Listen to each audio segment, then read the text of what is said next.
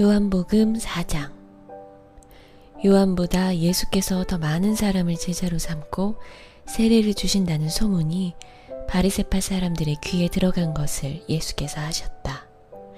사실은 예수께서 직접 세례를 주신 것이 아니라 그 제자들이 준 것이다. 예수께서는 유대를 떠나 다시 갈릴리로 가셨다. 그렇게 하려면 사마리아를 거쳐서 가실 수밖에 없었다. 예수께서 사마리아에 있는 수가라는 마을에 이르셨다. 이 마을은 야곱이 아들 요셉에게 준 땅에서 가까운 곳이며 야곱의 우물이 거기에 있었다. 예수께서 길을 가시다가 피로하셔서 우물가에 앉으셨다. 때는 오정쯤이었다. 한 사마리아 여자가 물을 기르러 나왔다. 예수께서 그 여자에게 마실 물을 좀 달라고 말씀하셨다.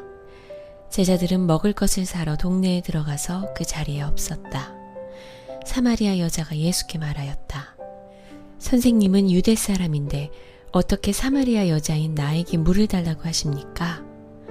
유대 사람은 사마리아 사람과 상종하지 않기 때문이다. 예수께서 그 여자에게 대답하셨다. 네가 하나님의 선물을 알고 또 너에게 물을 달라는 사람이 누구인지를 알았더라면 도리어 네가 그에게 청하였을 것이고 그는 너에게 생수를 주었을 것이다. 여자가 말하였다. 선생님, 선생님에게는 두레박도 없고 이 우물은 깊은데 선생님은 어디에서 생수를 구하신단 말입니까? 선생님이 우리 조상 야곱보다 더 위대하신 분이라는 말입니까? 그는 우리에게 이 우물을 주었고 그와 그 자녀들과 그 가축까지 다 이 우물의 물을 마셨습니다. 예수께서 말씀하셨다. 이 물을 마시는 사람은 다시 목마를 것이다. 그러나 내가 주는 물을 마시는 사람은 영원히 목마르지 아니할 것이다. 내가 주는 물은 그 사람 속에서 영생에 이르게 하는 샘물이 될 것이다. 그 여자가 말하였다. 선생님, 그 물을 나에게 주셔서 내가 목마르지도 않고 또 물을 기르러 여기까지 나오지도 않게 해주십시오. 예수께서 그 여자에게 말씀하셨다. 가서 네 남편을 불러오너라. 그 여자가 대답하였다. 나에게는 남편이 없습니다. 예수께서 여자에게 말씀하셨다. 남편이 없다고 한 말이 옳다. 너에게는 남편이 5이나 있었고 지금 같이 살고 있는 남자도 네 남편이 아니니 바로 말하였다.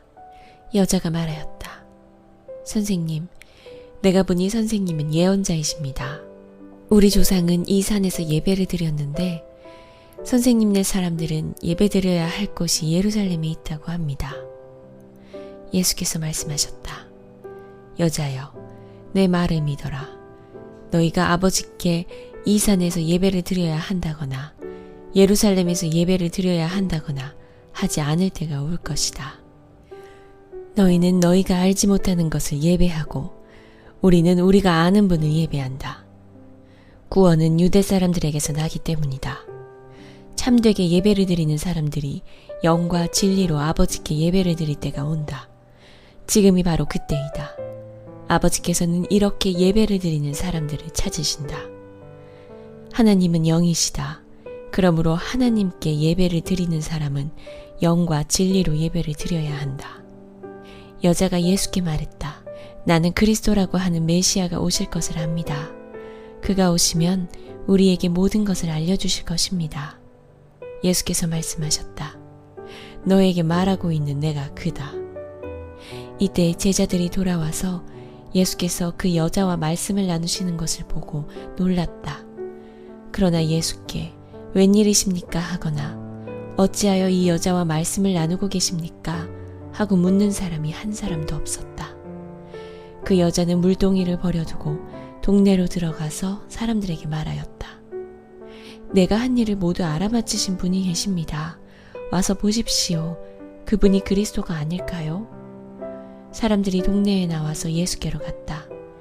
그러는 동안에 제자들이 예수께 라삐님 잡수십시오 하고 권하였다. 그러나 예수께서는 그들에게 말씀하시기를 나에게는 너희가 알지 못하는 먹을 양식이 있다 하셨다. 제자들은 누가 잡수실 것을 가져다 드렸을까 하고 서로 말하였다. 예수께서 그들에게 말씀하셨다. 나의 양식은 나를 보내신 분의 뜻을 행하고 그분의 일을 이루는 것이다. 너희는 넉 달이 지나야 추수 때가 된다고 하지 않느냐. 그러나 나는 너희에게 말한다. 눈을 들어서 밭을 보아라. 이미 곡식이 익어서 거둘 때가 되었다. 추수하는 사람은 품삯을 받으며 영생에 이르는 열매를 거두어 드린다. 그리하면 씨를 뿌리는 사람과 추수하는 사람이 함께 기뻐할 것이다. 그러므로 한 사람은 심고 한 사람은 거둔다라는 말이 옳다.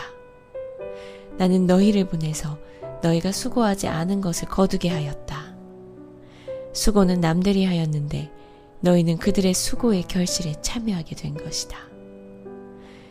그 동네에서 많은 사마리아 사람이 예수를 믿게 되었다. 그것은 그 여자가 자기가 한 일을 예수께서 다 알아맞히셨다고 증언하였기 때문이다.